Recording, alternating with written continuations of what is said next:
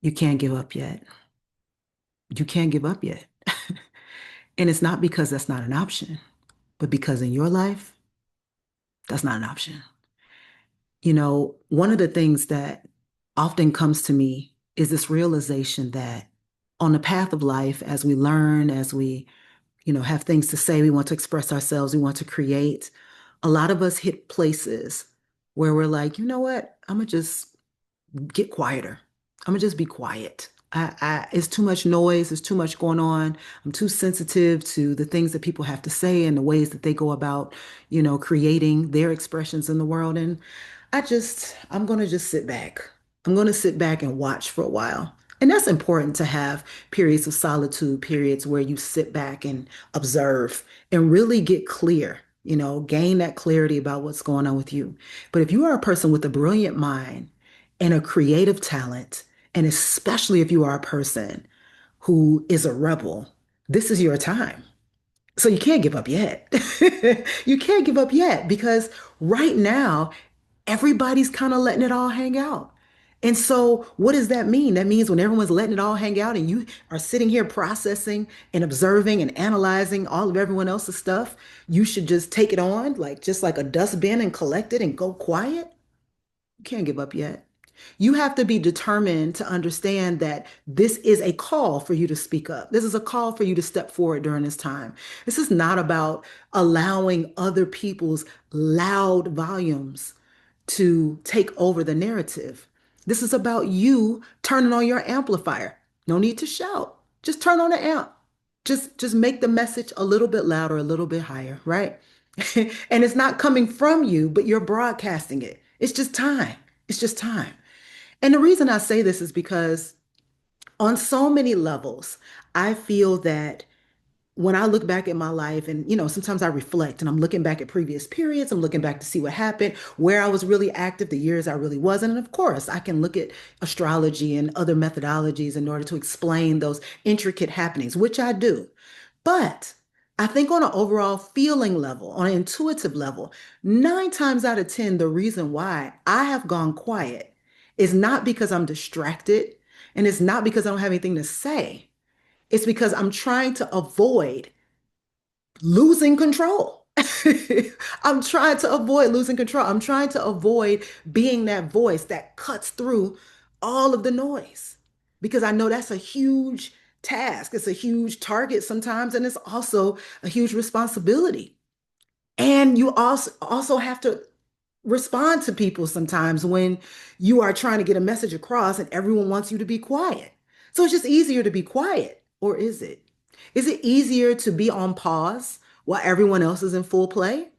Or is it easier to look at what's happening and what that's reflecting inside of you and say, how can I too, not in a way that I dislike, not in a way that, I'm watching other people do that is just aggravating and stressful, but how can I project what it is that I have to say to a place where people can hear it, want to hear it, need to hear it, and accept it and receive it? And this often comes with people who are ahead of the curve. I never like to say people who are before their time because in every time that there was someone before their time or ahead of their time, there were other people with them. So I don't like to use that phrase, but I do think that the phrase ahead of the curve is completely accurate. We all know about, grading on the curve. A lot of us do grading on the curve. We know about what it means to be in the average or in a different percentile, right? And that's how I see it. There are those people who don't have a problem coming forward and saying, I am going to be the first, or I'm going to be the one to say it. What everyone's thinking that no one wants to say. I'm going to be incorrect by proper standards, by traditional standards, but I'm going to be right on time and right on target for those that are looking for a light to move forward. So you can't give up. You can't give up. You have to have the determination to continue because your continuing is a beacon of light and a voice from the future projecting back to real time, projecting to people in real time. And so if you decide to be quiet now, even though you're looking ahead and looking in the future, what that essentially does is give people license to be loud and wrong.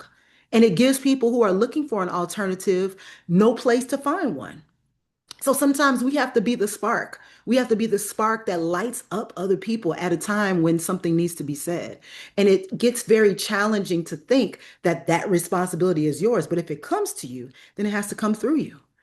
And the reason why this is important to me and why I'm making this particular video about it is because for too long, I had fearlessness about being first, about being loud and correct, about growing and saying, I don't know, about, all of these things.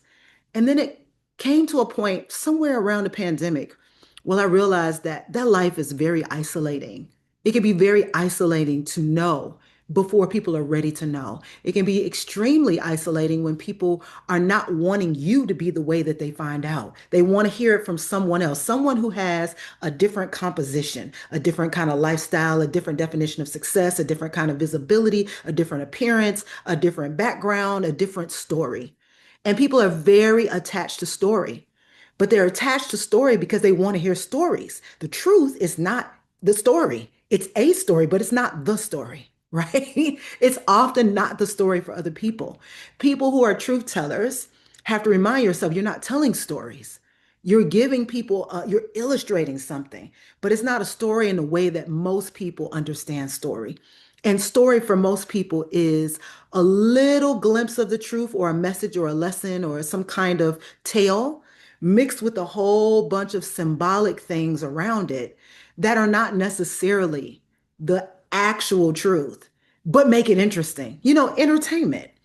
And so when you are not an entertaining personality, you don't seek to entertain people, you don't seek to be validated by other people, and you definitely don't seek to be, um, you know, honored in a way that is just about getting attention, then a lot of times you feel like, what's the point? What's the use? I know the truth. I don't have to say anything. But here's what I'm saying. You can't give up because if you give up, again, that not only limits the visibility of choices, but it also doesn't send the bat signal for people on the same frequency. And this is more important now than ever. Not only are people looking for their people, but people are magnetizing their people. So, yes, there's the possibility if you're quiet, people can still find you, people can still see you, they'll still know that you're there because they are magnetizing on that level. And if you are also thinking and feeling that, sure, that can happen as well. But I want to get really concrete. And I want to say you have to be determined to keep going. You have to put yourself in a place of positivity with your thoughts and your feelings. You have to know that other people around you that are expressing themselves have the same wish and desire as you do, which is to express themselves. And you can't quiet and censor other people from expressing themselves. All you can do is join in. And joining in may feel foreign because in a lot of instances, you typically don't join the crowd. You're typically doing something else while everyone else is doing that thing. And that's okay because what you're joining in with is not the same. And because what you're joining in with is not the same, there are people that are literally, and I say this all the time, they are literally being held up until you speak, until you step in, until you interrupt the madness that you're hearing, sensing, feeling, observing, and watching. Overall, you have to step in. Being an interrupter is a loving act. I didn't say acting a fool. I didn't say being a tyrant. I didn't say having no integrity, moral, or value. I said being an interrupter is a loving act. I know it as a loving act. I won't speak for anyone else. I know it as a loving act. It's a loving act because there comes a point where what you say does have impact, it does have weight, and there is an audience. And the audience in the beginning might just be a stranger that you've touched, which I love strangers. A stranger that you've touched, right? Like something you said impacted someone you've never met before. But that doesn't mean that there is not already a magnetic thing happening. It might even be friends, friends who didn't want to hear you at the time that will hear you loud and stereo later because you said it so long ago. I know some of you watching this video, it probably takes about 10 to 12 years before people hear, maybe 20, before people hear what you said. Am I correct? It might take up to 20 years before people heard what you said 20 years ago. And so we can't force people to jump in at the time that we're in. Here's how learning works. And here's what I love about learning. Learning works when you're receptive. You can sit in a class, you can learn from someone, but if you're not receptive, it doesn't land, right? It doesn't have a soft place for it to land.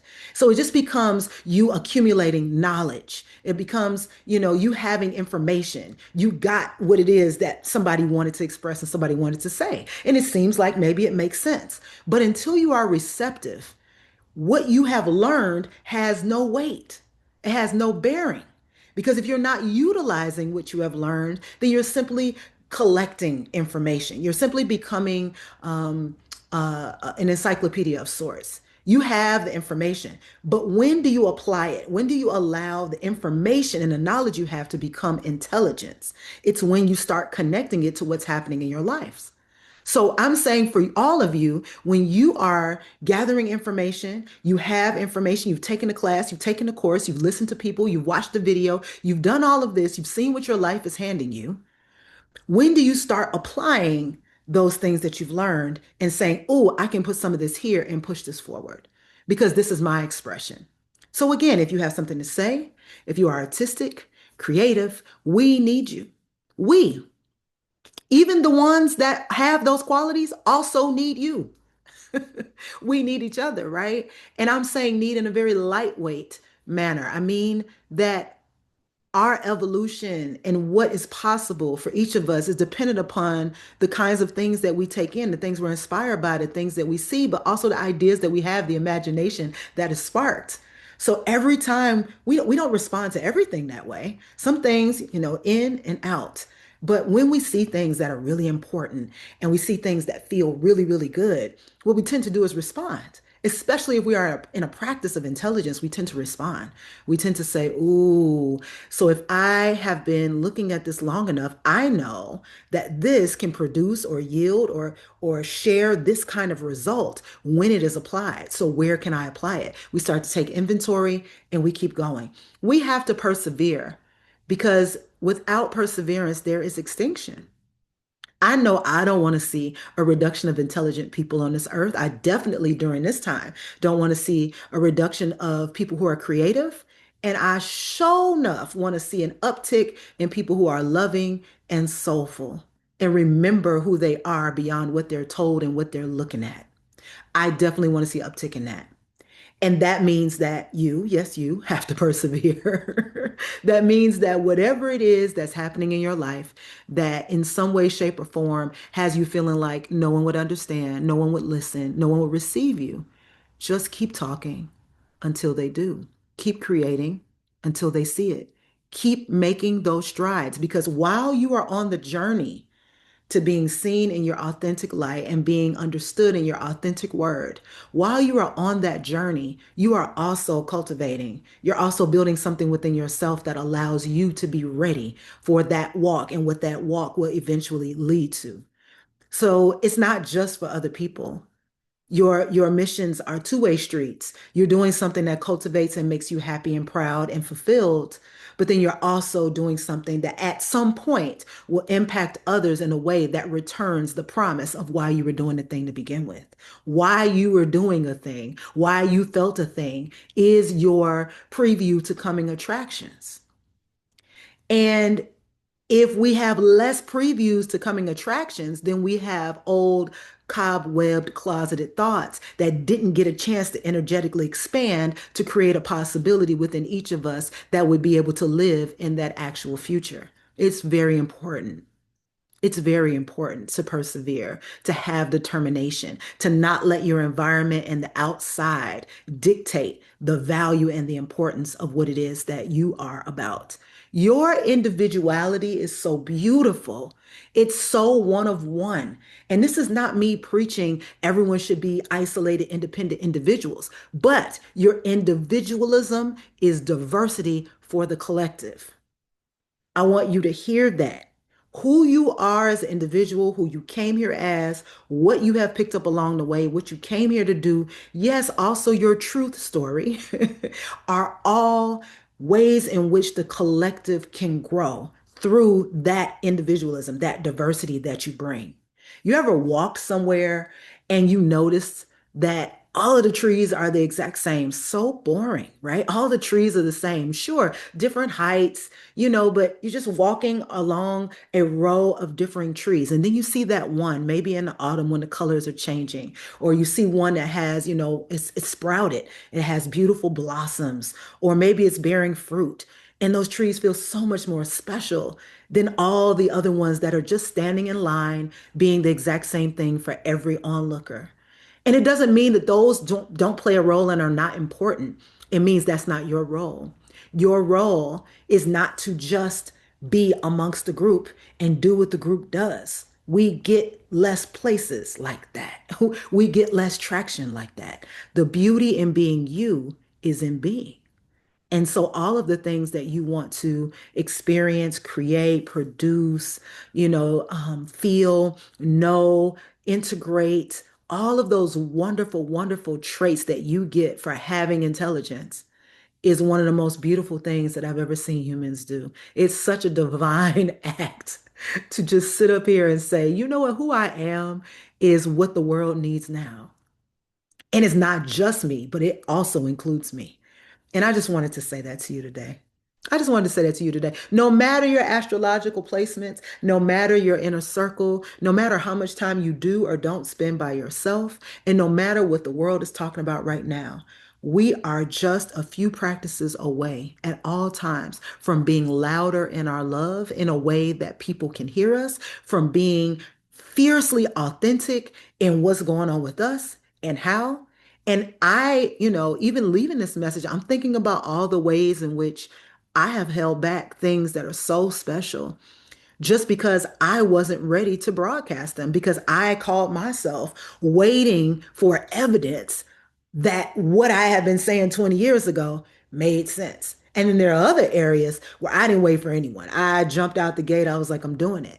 Because sometimes things feel better together. I get it. But it's also the reality that sometimes you know, when you are a person of a certain caliber. I'm going to say this, and I'm saying caliber meaning like you've done the inner work, you understand things, you're applying your knowledge, you are intelligent, you have integrity, you want better for people, you're loving, any of these qualities. When you're a person of that kind of caliber, you can't hold back. One, it's going to flow through you. You're the vessel. But two, you can't hold back because it's like, why am I holding back? It's going to aggravate you and frustrate you every time you have to hold back because you have so much to give and you see so many places where it needs to go. It can almost be overwhelming the amount of places that what you're feeling and sensing needs to be.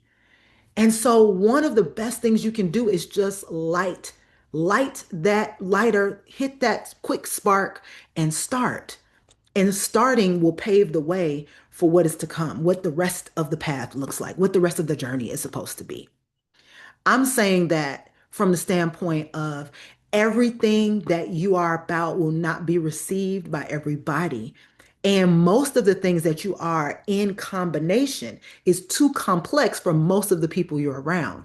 So people will, gravitate to certain parts of you. They will gravitate to certain things about you that they think are fabulous. And then they will criticize other things about you that they think you could use a little work on, but who can't, right? That doesn't detract from what you have to offer. If you have all of this to offer and people have things to say about your honest attempt at offering it, and I'm talking to you and me, then those are number one, not your people. But number two, those are people looking for something other than the landing of the message. And let them look. But don't you stop. Stay going, remain determined, keep persevering because you did not come here to be quiet or to be silenced or to leave things as they were when you exit. And if that doesn't land, go ahead and click to the next video. Peace.